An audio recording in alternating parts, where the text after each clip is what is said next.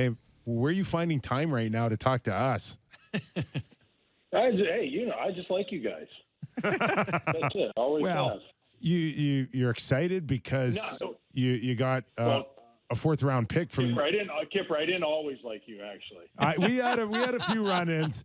You really pissed me Not when off you were in taking Jersey. If runs- you want to not when talk, you were- not when you were taking runs at me. I didn't like it. I was just like a it. little guy too. You were the big stud. Yeah, right. We really appreciate your yeah. time, man, because we know it is really busy, and any time you're on the phone, if it ends up being a blockbuster or a fourth round pick, which you guys ended up doing, picking up a little bit of Ryan O'Reilly's contract, a fourth rounder, and I think in year 2025. Billy, have you got in mind who that is right now? Are you excited about the pick? I have no clue who that's going to be.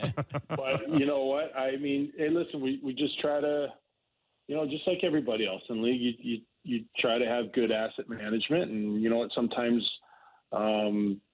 you have to pay a little, or go a roundabout way of gaining assets, and that was one way to do it. And we've seen teams do it in the past, and we feel like we just had enough cap space where we could do something like that, and it wouldn't prevent us from doing anything else. And we have great ownership, and our owner Craig Leopold's willing to let us spend some of his money to do that.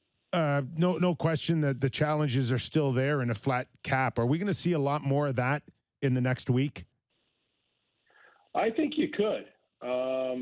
There are quite a few teams out there with space, and I think it all, in the end, it all comes down to, I guess the willingness of ownership to do that. And, like I said, our owner's been extremely generous, and, we're fortunate to be able to do that. But I think it's a smart play by some teams, and, draft picks are very valuable these days, and it's the way a lot of teams are building their future. So I do. I think you could see it even more. I don't. I want to say through my mathematics, and I'm not sure if you want to say or not, but maybe $100,000 of real cash for a fourth rounder. Am I in the ballpark?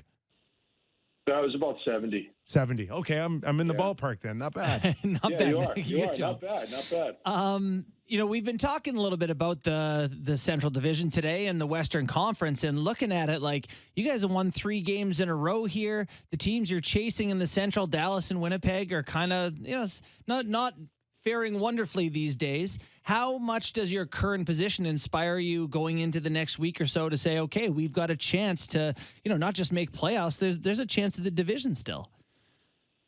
Yeah, I mean, you know what? We just have to keep focusing on, the kind of a day-by-day mentality. Yeah. I mean, we all see the standings. It's such a strong division. Anything can happen. 2 weeks ago, we were not doing well, and now we've won 3 in a row.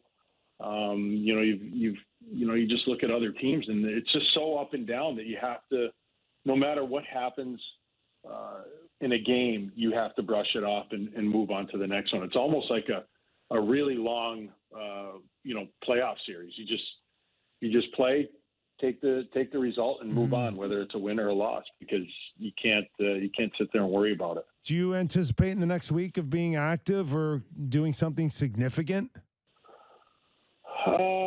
You know what? Active, yes.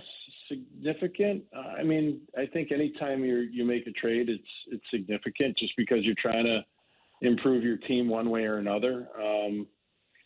How active we'll be, I couldn't really tell you. I think it depends on the market and what teams are asking for certain players, and you don't want to just do things to say you're active on deadline day. You want to make sure that you're really helping your team. And, that's kind of the way that we've approached things. I was trying to be polite because you did beat me up on occasion, but like Matt Dumba significant? Matt Dumba significant? Are you willing to hold on to him and let this thing play through, knowing that there's a expiring contract? Oh yeah, absolutely. I mean, Matt's a big part of this team and this organization. He has been for a number of years, and and he's honestly lately he's been playing some of his best hockey. So I mean, my job as a general manager is not to make our team weaker; it's to make it better.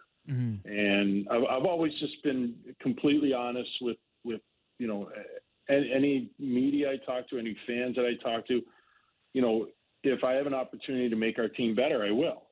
But the last thing I want to do, especially right now, is make our team worse.